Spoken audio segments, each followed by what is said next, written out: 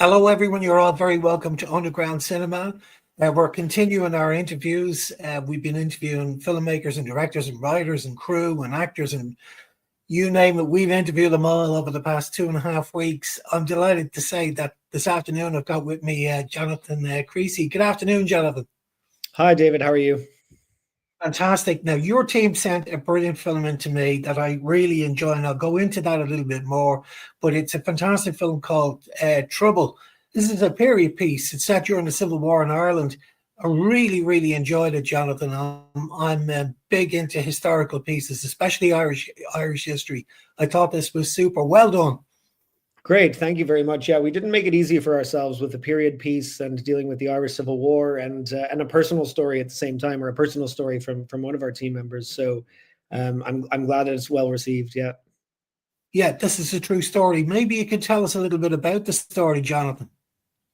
Yeah, absolutely. So, the genesis of the project is personal as well. Maura McDonnell, who's my co-writer, along with her daughter, Francesca Capocella, on the project, we met years ago and talked about in Dublin. Well, we met in Boston, actually, but we met, developed a friendship, and then she told me this story, that it's a family story. So the characters in the film are her family from Ireland during the Civil War period. And she'd been carrying around this story for years, for her entire life. She'd heard about it, and a little bit later on had gone back to do proper academic scholarly research into what actually happened. As you know yourself, the Irish Civil War period is a little grayer than the War of Independence period. And Maura's historical excavation of this story and then personal investment in it really gave it its genesis. And she'd been looking into this, what amounted to family lore, kind of in a way, without any real kind of facts or historical weight behind it, I suppose, or historical excavation. And she did that work, and that was the groundwork that led to a conversation that said, when Maura said to me, I think this would make a good film. I think this would make a good story. I think this is relevant. And really what it is about the more or less accidental, that's a question, but death of a character, of an innocent character at the very close or towards the close of the Irish Civil War, and how families and communities were really turned against one another. The way that we made the film makes it into a small story in a certain sense, a kind of chamber piece where three siblings without parents in Ireland during the Civil War are dealing with the political situation, are dealing with the split in, Irish politics that split straight down, family lines, friendship lines, and became this horrific, bloody civil war. And we show the ramifications of that on a small scale, as it were. But when you understand that story is reverberated through a family for generations now, you realize that it's not a small story. So in a way, you can encapsulate that history in a very personal and intimate story, but it has the ultimate ramifications. Yeah, I think every Irish family has a story about the Irish Civil War. It was a very difficult and dark time for us in Ireland. And I thought this is a very somber piece. And I think it's captured really, really well. I know you're the writer on it as well, Jonathan. I thought the writing was superb. I was so taken by the writing because I'm a big Sean O'Casey fan. I've done a lot of Sean O'Casey's work over the years, including the trilogy, Juno and the Paycock, and Shadow of a Gunman, and I've also done some of his one-act plays as well. And there's one thing that if you study O'Casey and if you look at some of his plays, the women are the strongest characters in all of his plays. In particular, if you look at the likes of Juno and the Paycock, Juno's a very, very strong character. And if you look at some of his male characters, I can recall a play called Bedtime Story. It's a one-act play by Sean O'Casey. A male character is called Halibut, which is a fish. he sort of ridicules the male character. The female character is very, very strong. And in this film, your female lead is excellent in this. She's very, very strong character. The writing works really well with her. That's great. Yeah, no, the performances are extraordinary, and the performers just rose to the occasion. We were extremely fortunate to find them. I mean, the casting process was detailed, and we knew that we were looking for certain qualities. I'd go back to your citation of Irish theatre. It's very relevant. There is a theatricality, I suppose, or a drama at the center of it. And I don't just mean in terms of the storytelling, but in terms of the construction as well, and how it works. Like, you could see it in some ways as a stage play in a certain way. And it's actually, when Maura and I met each other, I was giving a talk at a conference in Boston on women in Irish theatre, and she approached me afterwards, and that's how the entire relationship started, and her writing of the project and our writing of it together, and then putting the whole team together there. But certainly, we always knew that performance was going to be such a key aspect of this. I mean, it's such a real and intimate, as I've said already, but quite heightened moment as well. I mean, these relatively young performers having to get into the mindset of what that time was, all of them being, as you mentioned, in some way connected to it. Everybody is in Ireland, so very weighty in that sense. And I'll never forget that, our very early, kind of Zoom read-throughs of the script were all, of course, very subdued. They weren't, there was nothing on any of the lines. There was everybody was just almost mumbling all of this stuff, because they understood, the performers, the responsibility or the not solemnity, but the seriousness of the subject matter. But when it came to the actual performances on sets, the emotion and the interaction and the engagement and just the kind of overwhelming nature of the whole subject and situation very apparently took them over, and David, for example, his performance at the end there of just abject and absolute disintegration was seemed very real.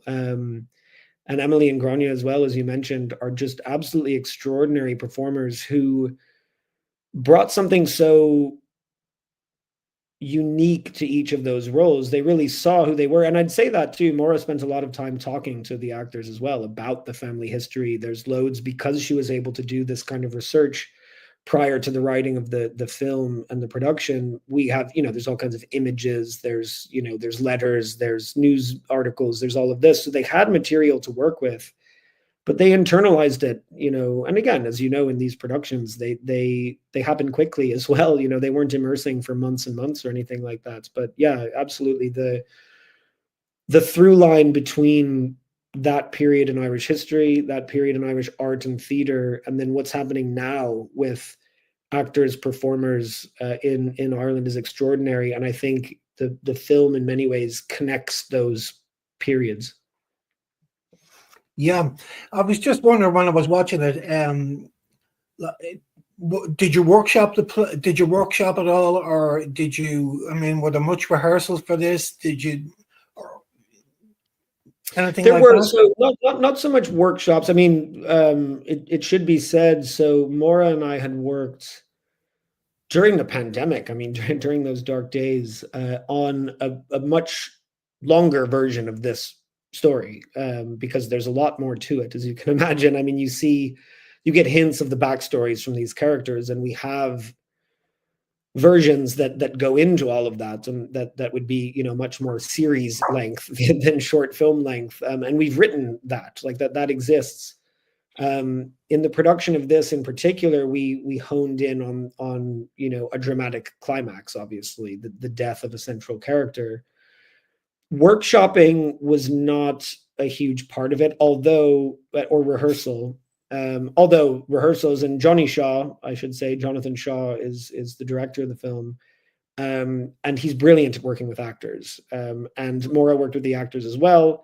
We did read-throughs, but as I said, it was a lot more talking and understanding and having conversation, rather than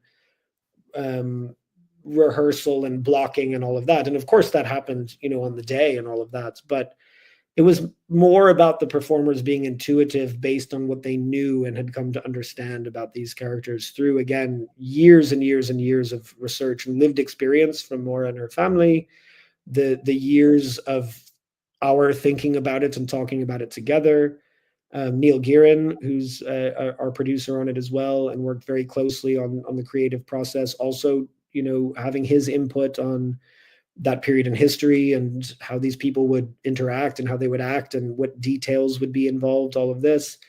So it was a lot more of that in terms of preparation than actual rehearsals with the actors. I mean, yourself in short film production, time is of the essence. So, but yeah, everybody rose to the occasion, but it was based on literally years of preparation and research and work and groundwork. Yeah. It must have been very difficult to squeeze that into 17 minutes, Jonathan. I'm sure there's a couple of different versions of the script. Oh, there are a few versions. Yeah, there's no doubt about that. I don't even know which version we shot at this point. So, no, it was, of course, you're balancing too, what does the audience need to know? What details do they need to know? What's too granular in terms of the Irish history that just loses you in terms of the plot or in terms of the character engagement? Because it's a character piece. Yeah. You need to understand that there's a civil war happening out there, but really what's happening is inside that bar, like that's what it's about. So there's a lot of fine tuning that went into, rewrites and rewrites and rewrites. And again, we were all involved in that. Maura herself doing a huge amount of, again, all of that groundwork. Myself being involved in that process, writing, redrafting scripts. Again, Francesca coming in and doing work on that script as well. Neil being involved, and then Johnny as the director. There was a huge amount of conversation around that script because it's such a large subject, such a large story. There's so much you could say, but what you want to do is just make a direct emotional impact. You don't want to give a history lesson. Yeah. The production values in this are excellent. The set, the bar, is that an actual bar or is it a set? Oh, it is indeed. It's a bar. Yeah. Fantastic. I'll tell you, it's in Wicklow. I won't tell you exactly where it is now, but we spent a good bit of time there, and we all did a good bit of driving from Dublin to Wicklow for the shoot. It's a bar. It's dressed, but it's known as a location that can stand in for a pub from many years ago. Yes, but no, it was dressed very, very beautifully though. So it is a real bar, but work went into it. Yeah. It looks fantastic. So your DOP did a great job. The lighting is really, really good on it as well. It's quite a bright bar, but I think it works really well. The costumes are of the period, and you wouldn't believe it. I was actually one of the panel we were talking about it there a couple of weeks ago. We were just talking about how much we hate fake blood. And we just happened to be talking about the film, and we both agreed it was the best fake blood we ever saw. Do you know what? That makes me so happy, and will make so many people on the crew happy, and my fellow producers, because not to talk out of school, but the blood came in late as well. We were looking for a blood guy for a long time. I mean, and again, we all. And particularly my, producing partner Neil Gearin and Jonathan Shaw, the director, our producer Lisa Kelly, are veterans in the Irish film industry. That we had, and everybody else on the crew was, as you can see on the screen, of the absolute highest caliber. But of course, you're scrambling a bit to get these kinds of things done. And we knew, we've got to shoot someone and kill them at the end of this film. And it's the entire climax of the thing. And as you can see, I mean, even the set that has to be, broken through in order for that climax to happen. And then of course, I'm making light of it now because it's a horrific scene, obviously. But yes, the blood, it was an issue all the way up to the end, but came across very, very well. And it's linked to costume, and Leonie Prendergast, who did a just absolutely brilliant job with the costumes. They're incredible, and it feels real, but it also feels lived in, and yeah, it's just absolutely amazing. But the connection between the blood and the costumes was, we've basically got one shot at this because that costume's going to be very bloody after this, so you're talking about the practicalities of making the film, but then just the absolute extraordinary level of craftsmanship and artistry that everybody brought to it. And I'm glad that the blood came across to someone so skeptical about fake blood on screen. I can't tell you Yeah, it was real. It was close to it. Yeah. it was bang on. We were chatting away about it, because we were talking about the production values. Mm. One of the panel is also in theater as well. So Mm. we had a good conversation about it, and it's just a pet hate of ours when we're watching film movies, is to see very bad fake blood. But you Yeah. nailed it. It was great. It looked really real. On top of a very good performance at the end by your lead actor, Yep. really good. Yep, absolutely. And to the production value. So Lucy van Lonkhuizen, who did the production design, we had an extraordinary location in the pub and an extraordinary location in the Phoenix Park, actually in Dublin, for the other scenes. But the work that was done there, again, with limited means, was extraordinary in terms of the production design. And Simon Walsh, our cinematographer, just did absolutely heroic work, I have to say. And it looks beautiful, and it It sounds does. great. Yeah. And it's Yeah, that's what it was, is we knew we were telling a story that's interior, but you have to understand that the extent of what's happening outside of those interiors, and that's a challenge for sound design, for cinematography, for all of that. So again, everybody who stepped up for that is an absolute hero. yeah. Post-production work on this is great. I'm again, the panel we're talking about it the other, a short while ago. The grade is excellent. Oh It yeah. really is top class. It's 4K. It's cinema quality. It looks amazing. That's brilliant, and I'm so glad that all comes across. I mean, our editor John Murphy, obviously, there's little that needs to be said about him. There's Oh, he's and great. He's brilliant. Jonathan Shaw, our director, knew that John would be working on it from the beginning, or hoped at least that he'd be working on it from the beginning. So that was a great process. Our post production supervisor Grace Cotter as well, who did epic work, pulling together the post on everything. I mean, again, all the way down the line, you can't.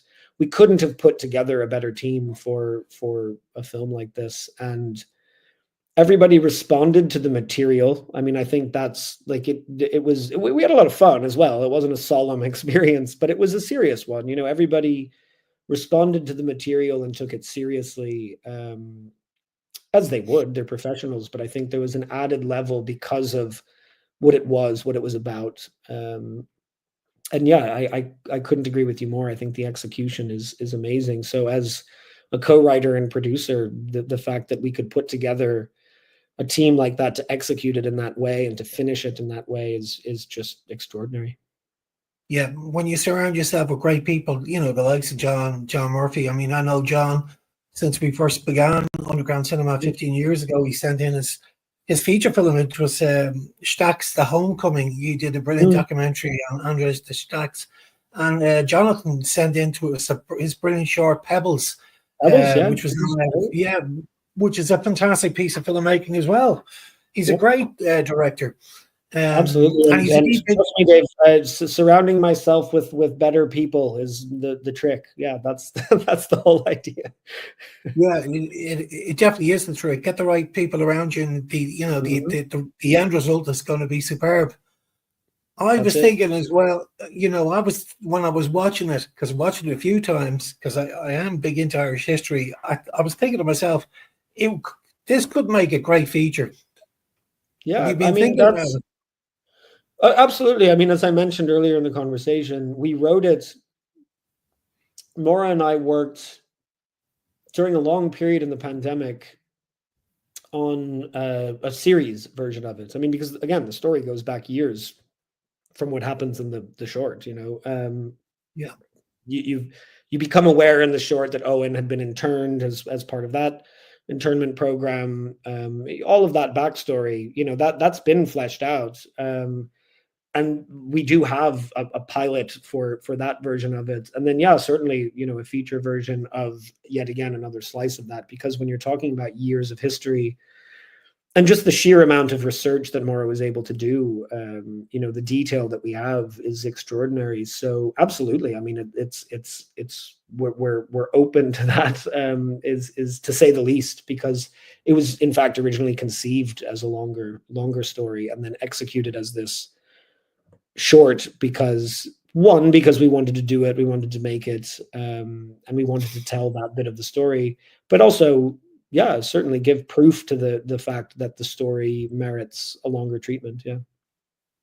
I was thinking about a couple of people that, if you ever did think about a feature that could help, because we've had some great work in over the past couple of years. There was a great director called Cathal Bolan from Balbriggan. He submitted a documentary to us 2 or 3 years ago called Who Shot Sergeant Kerwin, but the production values in it were excellent. So old cars, it was all set during the Civil War as well. He got access to old cars, army uniforms. I couldn't believe what he got access to. And he was such a nice guy to talk to, and so willing to help anybody, to point them in the right direction if they ever needed help with that sort of. Very hard to get an armored car, or some of the clothes. This guy was able to get us out of bit of insight. Of course, we had 2 locations, but we needed passage between one and the other, and trying to find a place in Dublin suitable for that, the movement of the characters from one location to the other. And again, I don't think I'll reveal exactly where we figured out how to do that, but it was right up to the wire, and it was difficult. And there's, as you know yourself, there's a lot of it's the circus, and it's a pirate operation always. you're just trying to figure out, especially with period material like that, because I mean, I think that's an important point to make, and we knew this from the very beginning, is any single detail that's out of place will pull the audience out of it immediately. Like that, like you just have to be, and Jonathan Shaw was had his eye on that the entire time. Simon, obviously, too, all of us, but it's this, and in the production design of the pub and all of that, it's a nerve-wracking thing, because that everything kind of depends on everybody believing these characters are in this time, and any little detail can pull you out of that, and then the whole thing doesn't necessarily fall apart, but certainly becomes a lot less convincing and immersive. So like that locations, production design, all of that detail, what's obviously seen in frame, and all of that's like it's remarkable how everybody was able to pull that off. I was talking to last year, we had a feature film that was sent in to us. It was nominated for an award. It's called The Tale of Billy O.C. It's set in the 1970s. A lot of it was shot down in Kilkenny, but the production design team did an absolutely fantastic job. And they were telling me there's a lot of pubs in Kilkenny. If you know Kilkenny, it's saturated with pubs. Every second pub door is a pub. But they went around like looking for matchboxes, and they went around to a lot of the old pubs in Kilkenny and asked could they borrow the matches that were on the shelves. And the pubs were so helpful; they were giving them absolutely everything. It's all on the screen. It looks fantastic. Yeah, well, that was it. When we turned up, I mean, obviously we'd gotten our production design team in place, and they were, and we'd scouted the location and all of that. But when we came up to the pub, on the day, and certainly into the essentially the warehouse location as well, just to look at it, and again, unlimited resources, just the kinds of details and the little bits and bobs, that add to, and again, just the knowledge and the artistry of those people on the crew is just extraordinary, because they know the matchbox that should be used in that scene. They're just little things like that, and that's what you're relying on, and you see it, like it's produced on the screen. So again, we literally could not have had a higher caliber team, and that's why that shows up. Yeah. Now, this film is a really good film festival film, in my opinion. The running time is not too bad; it's 17 minutes. From a programmer's perspective, that's respectful. You know, when you're doing a historic piece, it's very hard to squeeze all you want into in 17 minutes. But it is gripping. There's a very good storyline, and it keeps you going. Keeps you interested from start to finish. What's it been like on its festival journey so far? How are the audience reacting to it? It's been brilliant. I mean, I've almost lost track. I was actually saying this to somebody earlier. At the start, we would try to have at least one of us, at the festivals where it was appearing and all of that. And at this stage, it's kind of gotten out of hand in the sense that it's going all over the place. And it's been on a long run now. It's garnered some awards. So it's doing really well, and the audience seems to be responding to it. I agree with you in the sense that, it fits a certain programmer's vision. It's also, it's a heavy piece as well. Like it challenges you. It's not necessarily an upper, I suppose. But no, we've been very gratified at the festival acceptances and the recognition that's come from that. And it seems like audiences have responded to it as well. That's great, because I'm delighted that you said that you do the best you can to attend some of these screenings, because I think it's really important for yourself in particular, because you can get an awful lot from the reaction from the audience. I know when I'm at a film festival, well, we have a film festival in Delary, so I would sit at the back of the room and I can judge if the audience are enjoying it from the backs, from everyone's backs. You can tell from their body language if they're enjoying it. And then it's great to chat to them afterwards. If they know the director is there, the writer's there, the actor's there, it's a great opportunity to get some feedback from the audience. So I think it's important. You can't make every single festival. It's impossible. No. But you can make an effort to make some. I think it's great. And sit in the back of the house with a strong drink. Yeah. Yeah. I hope it goes okay. Yeah, no, it's exactly that. It's gratifying to see how people respond to it. Of course, from the other side of, having been part in making it, and I assume I could speak for the others that did as well, is you're watching it in such a different way than the audience is. So you're trying to put yourself into there. You want to just see it as there, as having been someone who's seen 1,000 versions of it and every cut and all of that, and every draft of the script. But that's why it's so gratifying to see it finished and to see it received by an audience and received well. Is that it's whole now and it belongs outside of you, and it belongs to everybody who made it, but also now to the audience who receives it. Yeah, I think that's one of the hardest parts for a writer or a director or an actor is, especially a director when you're heavily involved in post production. So you're involved with everything from start, and a producer, you're involved with everything from start to finish.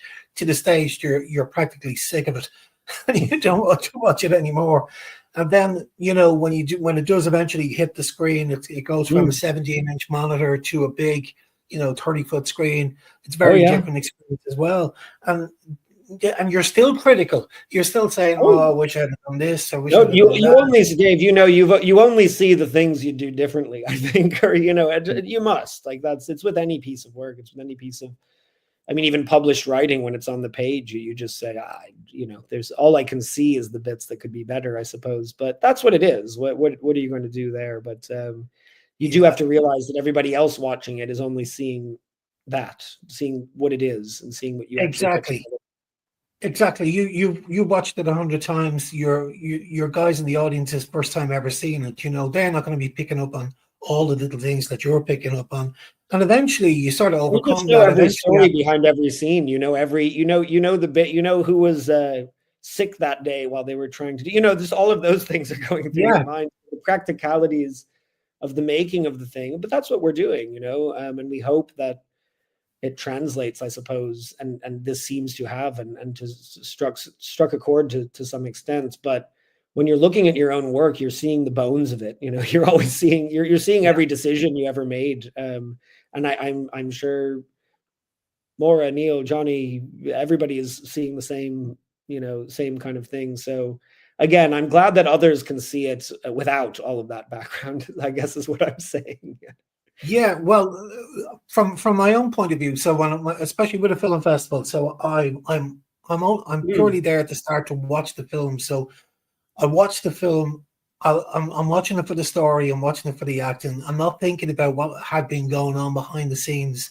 of course, And yeah. then I put my film festival director's cap on or a panel hat on, and then I start watching it again. And I do be thinking about the lighting, the editing, the sound, and then I start Yeah, dissecting it.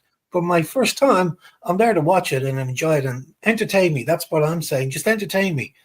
yeah. And I certainly Yeah, got you that need from to be able listening. to So, do that, and I think we do that as just film watchers now anyways, like sitting, if myself and Neil are sitting beside each other watching a film, it's hard to not say, "Do you know how much that scene must have cost?" Or something like that. Like, no, let me just immerse, and hopefully, yeah, we have the critical view, but also just the enjoyment and the audience view. Like we want to maintain that because you need that too. You need to watch it that way yourself, even your own work. Yeah. yeah, yeah. Like I was just in the cinema the other night there. I went to see Conclave. I was just completely entertained. I wasn't Oh, thinking that's about great. anything else, just apart from the brilliant, brilliant Well, that storyline. shows you it's doing the trick well, like it is all magic at the end of the day. The fact that in Trouble, those actors, that crew, um, that they and we were able to create essentially the illusion that that story was happening in front of you, and that's a real story. It's a true, and to the extent that, to go back to the beginning of the conversation, that the performers betrayed real emotion that didn't leave them. I can tell you, didn't leave them after cut, like that. Those were real, again, there weren't rehearsals like that. They didn't act like that outside of those scenes. And that's special because that's when it's real. Like, it's very obvious that you're making believe, but then real things actually happen. And it's very gratifying to see, from the performance to down to, every other element, that a reality was made of it as well, because it's such an important reality to understand, is that Civil War period, and the fact that those things happened, and that, not to give away, what happened after that, but that event was essentially, rolled under the rug, basically, only to be excavated by a relative of the family decades later. So it's a Yeah. profound thing at the end of the day as well. Yeah, while we're having fun, it's also it's also a profound and, kind of affecting responsibility. Yeah. Well, look, Jonathan, I really appreciated it. I enjoyed it from start to finish. The panel enjoyed it from start to finish. I'm Thank delighted you. that it's done so well on its festival run. I'd like you to just pass on my congratulations to your crew and your cast. I think they did a superb job, top class, and I can't wait to see what you guys have next on the cards for us. Thank you so much, Dave. And yeah, it's all down to the people who were involved. So, everything goes out to them. And it was a joy to work with everybody. And it's an absolute pleasure to talk to you and to be involved in the festival. That's great. Thanks a million, Jonathan, and we hope to see you again soon. Absolutely. Thanks, Dave. Take care.